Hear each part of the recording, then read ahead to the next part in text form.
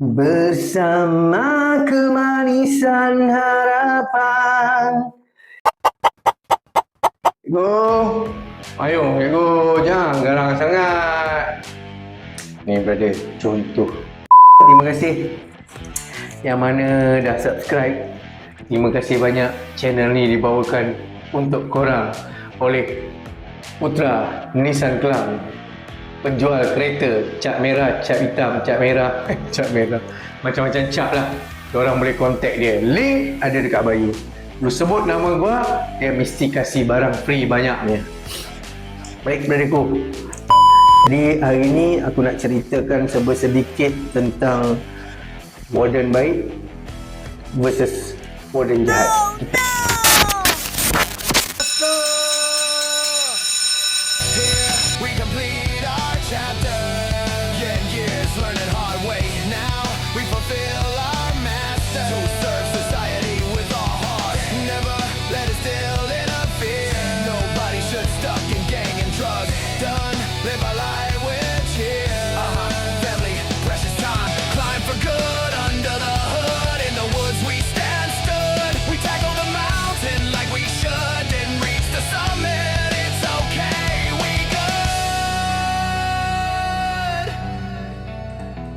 Air sejuk, air panas. Siapa air sejuk ni? Tadi manusia beginilah. Yang baik tak nak dicerita. Nah, yang garang tu jugalah mak datang jumpa. Mak warden tu gini-gini lah saya lah. Mak suruh saya gini lah, suruh saya gini lah. Mengadu kat mak, macam lah mak kau boleh buat apa dalam jail. Kan? Jadi, yang baik tak didendangkan. Dan aku bukannya dibayar oleh mana-mana jabatan untuk bercerita tentang baik ini secara peribadi. Secara peribadi, apa yang aku alami dan apa yang aku tengok, jadi aku ceritakan. Korang nilailah sendiri. Korang nilailah sendiri. Jadi baik berada macam ni. Yang baik, warden ni yang jenis manusia baik, kat mana-mana pun ada. Kat sekolah ke, kat ni ke. Jadi manusia baik, kadang bukan nak kata dipergunakan. Orang senang minta tolong dengan dia sebab dia ni tak sampai hati. Dia tak sampai hati bila duk borak-borak. Kan time jaga blok kan, warden selalu kalau pintu bilik buka lah, payung lah. Dan kalau tak payung pintu bilik pun, time nak keluar makan lah. Nak keluar makan kan polling dulu. Sempatlah berbual. Kadang-kadang diorang ni pun suka layan orang berbual juga. Kau ni, tu tengok kau daripada itu hari, baju pun pakai baju master je. Mak keluarga kau tak datang ke? Kau berapa kali masuk jail? Soalan-soalan yang common diorang akan tanyalah. Sebab dia memang kerja gini, hari-hari masuk jail. Kalau kau masuk jail seumur hidup kau baru 10 kali, dia tiap-tiap hari masuk jail 360 hari setahun. Pulang alik, masuk keluar. Jadi hati tu kadang tersentuh, tak sampai. Bila time borak sekejap, adalah cikgu saya baru pertama kali ni, mak saya orang susah, gini. Memang kau tahu tak kau dalam ni? Rasanya tak tahu cikgu. Dia pun jadi rasa tak sampai hatilah. Mak pun tak tahu duduk dalam jail. Kau ingat tak nombor telefon mak kau? Merah sini aku tolong telefonkan. Jenis hati baik tak sampai. Tak sampai hati. Lepas tu malas nak angkat kes kalau dengan orang apa-apa. Kalau boleh, memang dekat blok tu ada PYB, pegawai yang bertugas. Macam dia orang punya head officer lah. Kalau ada 4 orang warden, termasuk sarjan, corporal, lance corporal 2 orang. Ada inspektor seorang pada shift siang. Malam tak ada. Pada shift siang, mak putus pula. Aku baru nak buat udang. Ni tak jadi udang aku ni. Dan jadi setiap shift tu memang ada. Kalau shift siang ada PYB, pegawai yang bertugas. Pegawai yang bertugas ni terpulang pada warden yang mengadu. Warden yang mengadu ni, kalau dia mengadu kat bilik dia jumpa apa-apa, dia orang kacas lah. Tapi dalam blok tertutup. Ini kau nak ambil tindakan boleh, kau tak nak ambil tindakan boleh. Kau nak payung pintu bilik boleh, kau tak nak payung pun boleh. Jadi orang-orang tahanan ni selalu memerhatikan. Selalu berhati-hati. Bila dia tengok, cikgu ni tak apa, cikgu ni air sejuk ni. Air sejuk tu maknanya cikgu yang jenis malas aku nak angkat pot korang, nak isap abuk kau punya pasal lah, jangan depan-depan aku sudah. Dia pun malas nak angkat pot, malas nak cari kes. Kalau boleh dia masuk shift, masuk pagi, petang balik dengan anak-anak, tak mau fikir lagi dah pasal orang tahanan. Tapi kadang-kadang bila orang yang baik ni, dia terbawa-bawa sampai balik rumah, duduk kat meja makan, cerita dengan bini dia yang tadi abang berbual dengan seorang, ada budak ni baru kena tangkap. Tak dulu lah, nanti bawa aku buat udang. Kalau aku buat sekarang, kau terperanjat pula tengok udang aku dengan galah dia. Ceritalah dengan bini, dan kesian lah mak dia pun, katanya baru first time. Itulah, abang ambil nombor telefon dia, mak dia nak tolong telefon lah. Kali malam tu dia tolong lah telefon. Dan informasi bukan terus boleh dapat. Budak ni nanti dia masuk shift dia cerita lah. Dia telefon kat mak dia nangis-nangis. Cakap budak ni baik, budaknya pergi rumah kawan kena tangkap. Kat rumah kawan tu ada barang, anak acik tak hisap. Anak acik tak hisap pula, padahal begitulah. Sebelah mak pula, acik tak ada duit, terima kasih ni, anak siapa ni? Saya ni yang kerja kat dalam jail, tak nak mendedahkan diri kan, nanti orang makcik ni bawa, makcik Kiah ni pergi bawa mulut, pergi cerita kat kedai kopi kat rumah kawan dia, apa semua dah timbul cerita pula, warden tolong gini-gini.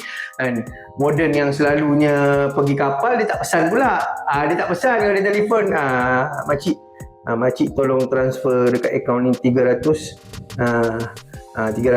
transfer kat akaun ni, nanti kejap lagi saya call balik. Dia pun tak ada pesan, makcik jangan pergi cerita dengan orang.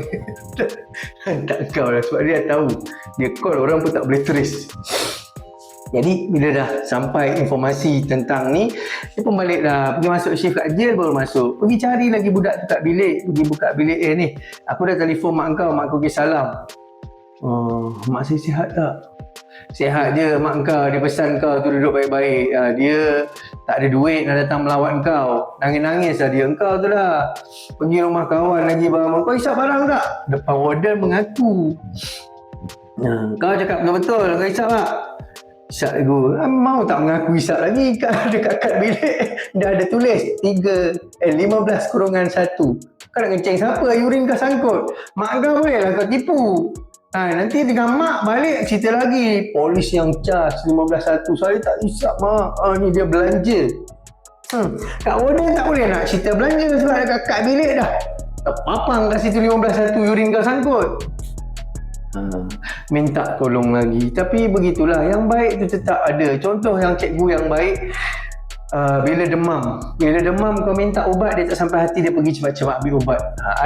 Ada je orang yang tak nak angkat pot, kau tunggulah hari Senin pergi rawatan. Ataupun kalau dia tengok ubat dekat kaunter PYB tu, ubat dah habis, nanti dah ada ubat, aku bagi tahu kau. Dia takkan push cepat-cepat. Tapi kalau yang baik, dia orang akan tolong. Bila tengok kau demam, tak apalah, dia pergi HA sekejap, ambil ubat request untuk budak demam. Sebab ubat dekat meja PYB memang selalu ada, Panadol, Poston. Lain tak ada lah. Panadol, Poston, ubat gatal. 3 barang ni ada. Bila dia tengok kau kritikal, nak ubat tahan sakit gigi ke apa, sakit gigi, sakit tulang, sakit sendi, sakit apa pun, ubat tahan sakit tu je lah yang dia bagi, Poston. Lain tak nak. Lain tu tak payah mimpi minta. Itu barang ada dia kasih. Kau minta apa lagi? Kau minta nak pergi rawatan ke apa-apalah. Begitulah manusia. Dalam banyak-banyak yang orang cakap warden gitu, warden gini, aku nak ambil pendekatan. Ni nanti kita cerita. Yang cikgu air panas yang jahat tu belakang kita cerita. Yang baik bersepah saya kat jail. Yang memang kerja ikhlas. Tapi tetap juga dipandang serong. Ini kapal lah, ini gini lah, ini gini lah. Sedih kadang-kadang aku tengok tau. Sedih. Yang kapal betul-betul relax je, buat kontrol je. Konon-konon dia tak salah lah. Tapi itulah manusia. Nak cakap bab baik, bab apa lagi kau nak request pergi hotel, kau nak suruh double check kan kau punya hotel request. Banyak benda berkaitan dalam penjara. Kau nak tulis surat, dia uruskan dengan Jabatan Kebajikan Masyarakat, suruh kau tulis dulu, nanti dia orang akan hantar. Bila kau dah tulis surat, kau kasih kat meja PYB, dia orang pun ada file-file untuk surat yang nak hantar ke sini, yang nak pergi ke sini. And paling best dia orang ni, bila kau tengok shift dia hari Sabtu, cikgu, payung cikgu, Yuri Boyka. Payung lah, kami ni dah duduk sini masuk air cikgu, dapat tengok wayang pun okey lah. Bila shift dia jarang menghampakan. Dia pun pergi bawa budak kawasan, buka store, bawa keluar TV, budak kawasan pun dah bawa TV lalu depan bilik kau pun hati dah syok lah. Oh, ini hari dapat tengok cerita ni. Ada yang jenis tak nak payung, yang jenis itu tu bergantung pada individu tu sendiri. Jenis-jenis manusia berbagai-bagai lah. Yang korang selalu dengar semuanya warden gini. Aku nak ambil pendekatan lain dan aku bukan ditaja oleh mana-mana yang ni. Bukan kata sebab aku payung aku nak cerita gini. Tak, ini aku ceritakan dari sudut apa yang aku amati, dari sudut apa yang aku lalui. Dan aku letakkan sebagai percentage. Yang tak baik sentiasa ada di mana-mana, brother. Mana-mana pun ada yang tak baik. Mana-mana pun. Sebelum tu kita sambung lagi cerita. Yang mana belum subscribe, tolong subscribe ini channel. Tolong subscribe, tolong like, tolong share. Tolong share. Tinggalkan komen. Korang nak tanya apa, korang nak kongsikan tentang apa yang korang lalui, tentang pegawai yang baik yang korang pernah jumpa selama korang duduk jail. Sebab aku nak jadikan platform sosial media ni sebagai satu pusat yang kita boleh bermasyarakat. Kita kan orang ex-offender bekas tahanan kan dipinggirkan. Ada bekas tentera, ada bekas polis. Kita bekas tahanan tak ada. Sedangkan kita pun nak show pada masyarakat juga, nak bantu juga orang-orang yang masih lagi hanyut. Kita pun nak bantu juga. Jadi terima kasih korang. Tolong subscribe, tolong share, tolong like dan tolong tinggalkan komen apa pengalaman yang korang tak boleh lupa dengan warden yang kau jumpa. Okey, kita masuk part air panas.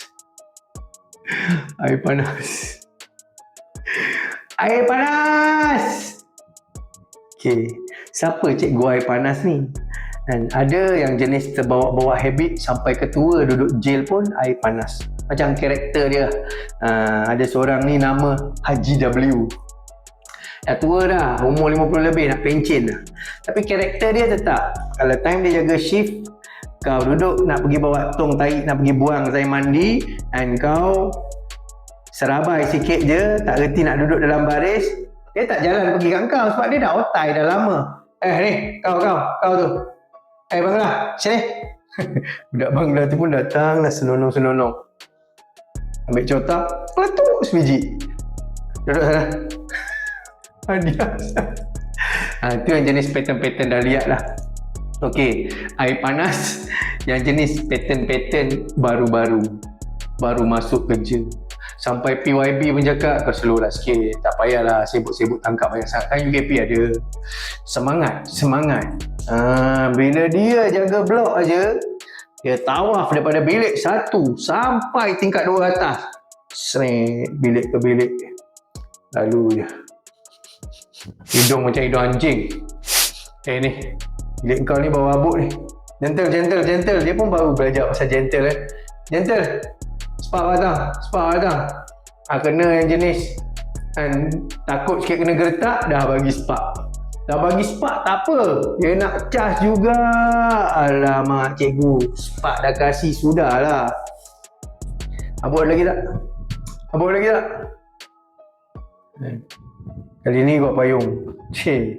Jalan itik 2 round. Alamak. Tapi dia punya semangat baru kerja lagi, baru memegang jawatan sebagai seorang warden. Jadi semangat tu berkobar-kobar. Ronda tiap bilik tengok, pusing, giling, duduk pun sedia dalam baris. Tapi kita tak boleh nak salahkan dia, salah tugas dia. Dia ada hak. Dah lah orang tahanan pula. Alamak, ini Yankee kerja lah. Brother. Tak payahlah, barang semua kau jangan bawa turun lah. Kita masam tak apalah tengah hari ni. Sanggup lah. Kau pasal nak isap abuk lagi time malam on ni jaga. Kalau nak isap juga boleh. Mata tengok dia je. Budak jaga air tengok je dia. Time dia turun minum kopi kejap, pam cepat-cepat 2 haul. Kibar duduk relax. Tu pun kau dah tahu dah, kejap lagi ni mesti lalu depan bilik kau. Ni bilik kau ni bawa habuk ni. Mana ada cikgu? Kita orang yang lama ni boleh su balik lah. Mana ada. Alamak. Nak ikat lebih-lebih takut dia masuk geledah pula. Tak ada cikgu. Kita pun dah masam berapa hari tak isap habuk ni. Kadang-kadang kita hembus macam tu je. Ni in character. Ada orang yang ambil serius, tapi kita tak boleh salahkan dia, betul tak? Dan memang kerja dia minta kerja jail ni memang untuk tangkap habuk tai. Kita nak buat macam mana? Dia suka sekali dapat satu barrel, nama dia meletup-letup dekat cafeteria tu. Oh ni semalam cikgu yang baru kan. Oh ni dia dapat tangkap barrel ni. Yang kat dalam pula, budak-budak yang kat dalam pula, yang taiko-taiko kat dalam pula, ini satu hari gua keluar, gua mesti block dia punya kereta, kasih dia terkencing. Macam-macam lah. Jadi daripada sudut orang yang mengawal pun, warden pun, diorang pun kena ambil langkah berhati-hati juga. Tak nak nanti kehidupan diorang kat luar ni jadi satu masalah pula. Dah keluar jadi orang tahanan ni simpan dendam, cari pula engkau kat mana.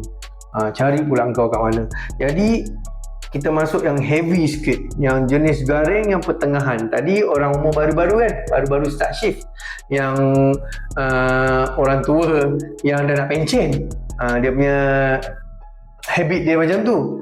Yang pertengahan macam samurai kan, yang pertengahan ni dia punya garing lain macam lah. Kalau dapat kat dia kan, siap-siap lah Menteri Pasola untuk digeletik tapak kaki.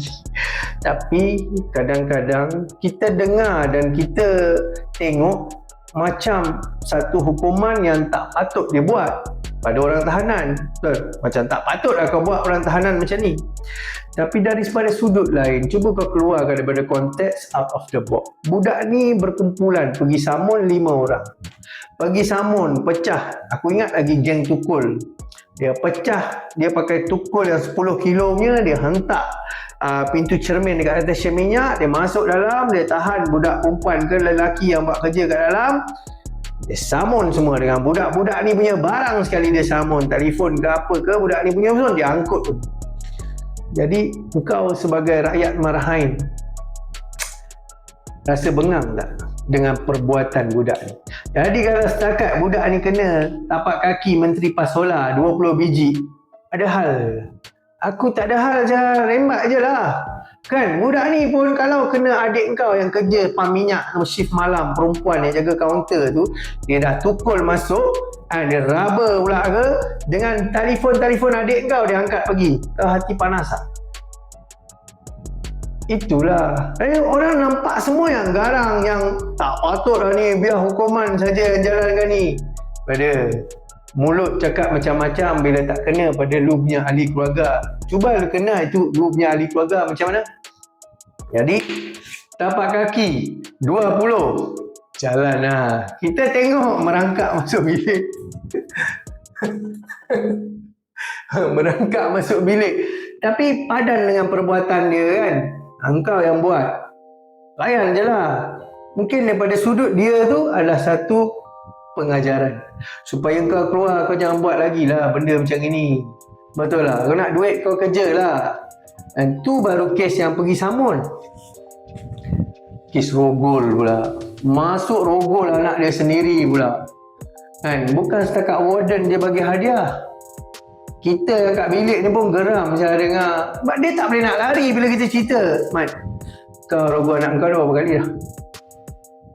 Tengok kat bilik ada 3 pertuduhan. Kau nak tipu apa? Tak cakap tak rogol, pang dulu sebiji. Orang tahanan sendiri pun kadang-kadang menghukum pun berat. Jadi warden yang dikatakan jahat, ada hukuman dia tu memberi pengajaran ataupun sebagai salah satu bentuk menyatakan ketidakpuasan hati. Kau ni jahat, memang patut pun kau kena rembat. Baik kawan-kawan, tolong jangan lupa subscribe, share, like channel ni. Okay, jahat yang penghabisan untuk episod kali ni, jahat penyelundup. Okay, kita dengar jalan kapal, jalan gitu, jalan gini. Sebenarnya bukan mudah dan risiko tinggi. Kalau kau dah kerja 10 tahun, kau dah berkhidmat dalam jabatan ni 10 tahun, Kau nak makan ke duit RM3,000 orang bagi kau buat masuk telefon. Buat masuk telefon memanglah kau intai peluang. Kau tahulah SM mana saja, meja mana yang jaga entrance masa shift malam ni. Saja ni air panas ke cikgu yang cantik jenis. Bila kau masuk pun dia pun tak ada pun cek paras-paras. Kau pun tahulah. Tapi kau nak ke dek kerana kau bawa masuk benda RM3,000, ini tak ada jaminan tau. Tak kena tangkap duduk kat bilik aku. Anytime UKP boleh cakap tangkap. Dan budak yang bila kena tangkap ni tak petik ke nama kau, mana dia dapat phone, siapa yang bawa masuk. Kau boleh kena tata tertib. Tapi bagi orang yang bermasalah dekat luar, dia pun minum ketum, dia pun ada hutang gini, dia pun orang yang bermasalah ni ada di mana-mana. Jangan heran. Jangan heran, wake up, bangun. Tapi jangan dek kerana ada segelintir yang bermasalah ni kita menghukum semua orang. Betul tak? Tak bijak lah macam tu, brother. Dan orang tahanan pula sentiasa mengintai peluang nak cari orang yang boleh bawa dia masuk satu barang yang menjadikan akses untuk dia berhubung dengan dunia luar dia, untuk menjalankan aktiviti-aktiviti haram kat luar dan aktiviti-aktiviti haram di dalam penjara. Cara buat masuk barrel, masuk tembakau, masuk apa-apa. Jadi jangan heran sangat. Cuma bagi aku nasihatkan kita ambil ikut percentage. Dan kalau percentage baik tu mengalahkan percentage yang negatif, tak payah digembar-gembor sangat. Tapi kita tetap berhati-hati dengan yang negatif ni, tetap ada sampai bila-bila pun. Betul. Tapi yang positif jangan dilupakan. Yang pernah tolong telefon mak kau, yang pernah tolong hantarkan surat, yang pernah tolong masa kau sakit nak makan ubat, yang pernah tolong bawa kau pergi hospital. Jangan dilupakan, sebab jasa-jasa diorang ni hanya Allah sahaja yang balaskan. Aku teringat lagi satu cikgu yang menasihati aku bila dia tengok kes aku berat. Kes aku ni section 7 penalty lebih berat, kena tangkap bom, kena tangkap pistol. Dia datang menasihati aku. Dan nasihat dia tu tak apalah, aku simpan hingga ke akhir hayat. Tapi aku tak lupa dia. Aku tak lupa Cikgu Tarmizi sampai bila-bila pun. All the best, brother. Terima kasih banyak. Ada rezeki, kita jumpa lagi di episod seterusnya. Bye.